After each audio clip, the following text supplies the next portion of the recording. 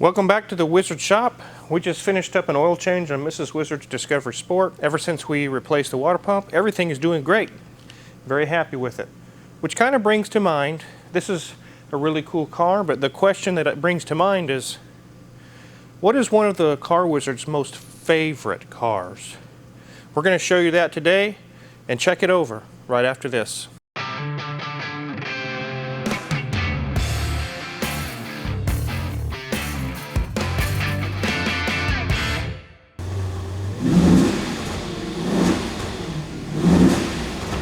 You guys guess what it is? Have you guessed it yet? It's definitely not the Discovery 2. It's not the Discovery Sport. It's not the Behemoth H2. Oh! There you guys are. Let me turn this thing off and get out of here. Well, here it is, guys. There is a lot of cars that come in and out of the shop. We got Ferraris, we got Lamborghinis, Rolls Royces, Hondas, Chevys, Dodges, all kinds of cars. This has got to be one of my absolute favorite cars. You may see one in my future here pretty soon. I absolutely love these Maseratis. Do they have Toyota reliability? No way in hell. No. I still would put up with whatever issues it has to drive this car. This is awesome. This is a 2009 Maserati Quattroporte. It's the S model that has the 4.7 liter. It has 28,000 original miles. As far as mileage is concerned, it hasn't even exceeded the warranty. Now, of course, years has, but we're going to talk about this car, and then we're going to get a chance to check it over and look underneath. I know you guys like to look underneath the cars with us. So, the Maserati Quattroporte model is not just something in the recent 2000s. That model name started all the way back in 1963. It's quite a number of years ago. It started with the AM 107 model designation, was from 1963 to 69. The 121 was 1971 to 1974. The 123 was 74 to 78.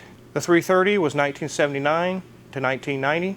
The 337 was 1994 to 2001. And then we get into this model. They get away from the AM designation, just call it M. This one is an M139. They had these from 2003 to 2012. There is a series right after this. That is the M156, which is 2013 to present.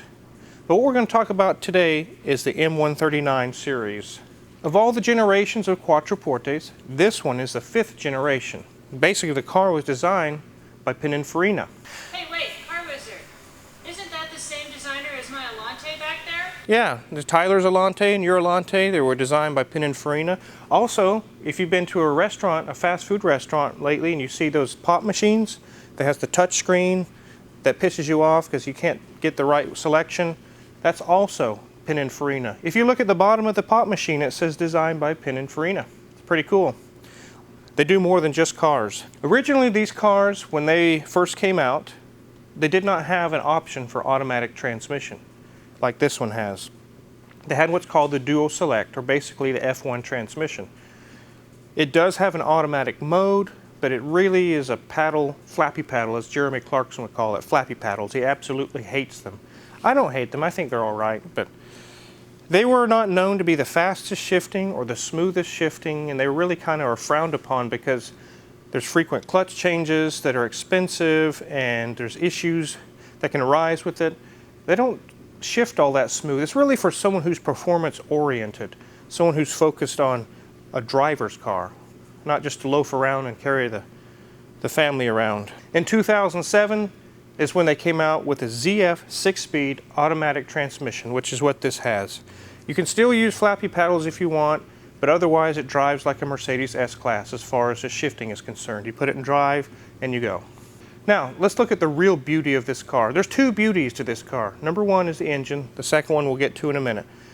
Let's pop the hood and take a look at this awesome engine. Look at this beautiful, beautiful engine. It's actually a piece of artwork if you ask me. And you could say, wow, that looks like a Ferrari engine, like you'd see on a 360 or a 458 or something. You're absolutely right.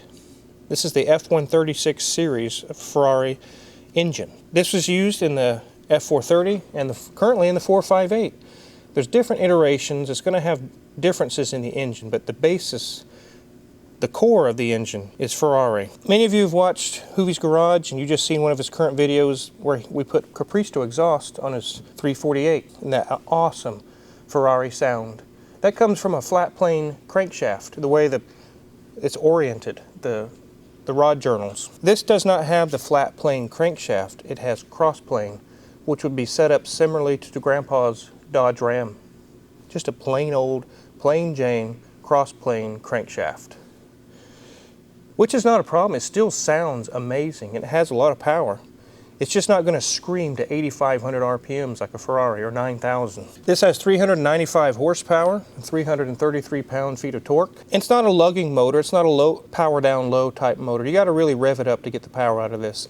And that's a no-brainer because it's Ferrari based, so that doesn't surprise me. And I'm perfectly fine with that. I enjoy revving cars out like this and making them sing like Pavarotti. Let's take a look around the car and check out the sides and the back and everything else. These beautiful Maserati wheels. Here's venti ports that you can see here. Now there's a lot of cars that have these that are fake.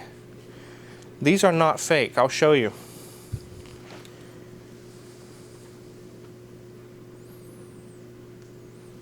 That's an actual chamber in there. It lets fresh air in. That's the real deal. And that's what I like about this car. This whole car is the real deal. It's not a wannabe. Here we can see designed by Pininfarina. Let's take a look around a little bit more. I love the low slung, sleek lines of this car. It's just so elegant. It's beautiful. More of the beautiful wheels. Here's my favorite shot of this car, the tail lights. If you're ever traveling along and you pull up behind one of these cars, you know right away this is not a Honda Civic or a Hyundai or a Kia. You know exactly what this is. It's a Maserati. Very, very unique in its styling. Here we have the Trident. That's the symbol for Maserati. And as we come around to the front, you can see there's no dents or no scratches on this thing. It's 28,000 miles on it. As we go around to the front, you'll see that it's a little different than some of the ones you've seen. In 2008, they introduced the facelift, which is a little bit different headlights, a different grille, different mirrors, and a few changes to the car. Kind of spruced it up a little bit. They also came out with the S model, which has the 4.7 liter as opposed to the original 4.2. The 4.7 has 424 horsepower and 361 pound-feet of torque. This one actually has the 4.7 motor, a lot more power. Let's take a look at the interior. This is the second beauty of this car. It's a real gem. My favorite part, the interior. As you scope around and look inside this car, it is designed very well. Elegant materials, real wood. I wish you guys could smell the inside of this thing. It smells beautiful. If you ask Tyler from Hoovie's Garage, he will tell you a truth about me. The interior of a car can totally make or break the entire experience for me. If I'm not digging the interior, I will get out of the car and walk away and write off the entire car. I'm done with it. If I don't jive with the interior, I'm done. And with this car, complete 100% approval. I absolutely love it. The smell, the leather, everything that you're looking at, obviously you can't smell it, but there's a reason why it smells so good in one of these. The leather and all the seating surfaces are designed made by Poltrona Frau. It's a high-end Italian furniture maker. It is evident when you sit in it and take a whiff. Very beautiful inside, like new. It's beautiful.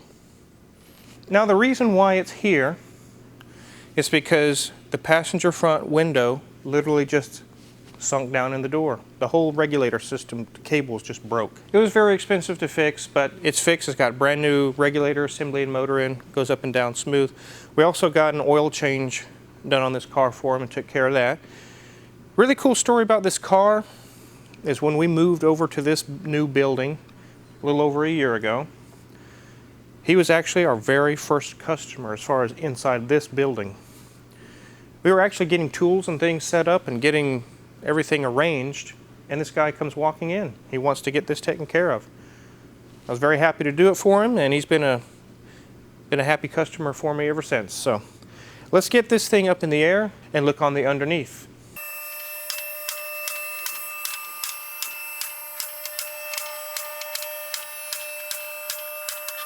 Let's get started and take a look under this thing. Obviously with such low mileage, it's going to be clean just like the interior and exterior and engine was, but let's look at it anyways. You can look up here and it looks like it just left the factory. It's all the wiring and stuff still glossy, it's brand new. And check the brakes. It's got little shields on the boots. It's attention to detail on these cars that I really enjoy. Brakes are good.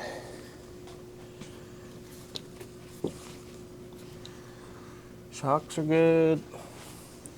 And this here brings to mind some other difference between the Ferrari F136 and a Maserati F136. A wet sump, an oil pan. This is an oil pan again, just like Grandpa's Dodge Ram. It has oil sitting in here. You wouldn't find that on a Ferrari. Ferraris have a dry sump, which is a separate oil reservoir to the side. It circulates oil through that way. But this is just like the good old days, an oil pan. Everything's like new on this thing. Here's the ZF transmission that we talked about. Now on this model, the transmission sits right behind the engine, but if you would have had the duo select, the flappy paddles as they say, the transmission would actually be in the back where the differential is, kind of like a C6 Corvette. But when they shifted to an automatic transmission, everything got moved to here. So that's why it's here. And there's a nice dual exhaust, a big beefy differential. Check the brakes back here and they look good. No leaks from the shocks. Sway bar links are good. Really, I didn't expect to find much on this car, and I didn't. It's in such good shape. That's another thing I really like about these cars. It's exotic, it's very special, it's an awesome car, but it's not complex. They're actually very simple to work on. I would not be scared to do anything on one of these. So, let's get this thing on the ground and finish talking about it.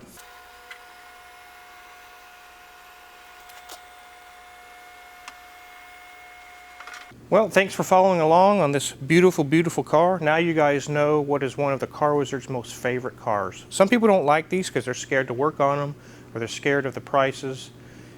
I probably wouldn't have one if I know nothing about mechanics. But since I can fix all my own stuff, totally, this is a car I would have. The good news is on this car, after we fixed a couple items, there's nothing wrong with it. There's nothing else wrong with it. Another bit of good news is I'm officially an Auto Trader oversteer writer now. Click the link below and you can see my first article about Land Rovers that was just recently posted, or published I should say. I'm going to start writing articles, 4 articles a week and a couple of small videos, and hopefully you guys can get some more Car Wizard action that way too. If you're curious about any tools or what tools I use, check my Amazon affiliate link below. You guys have been purchasing a lot of tools through there, really appreciate that. If you haven't subscribed already, you might want to do that now because there's a lot of cool videos to come yet. Again, thanks for watching.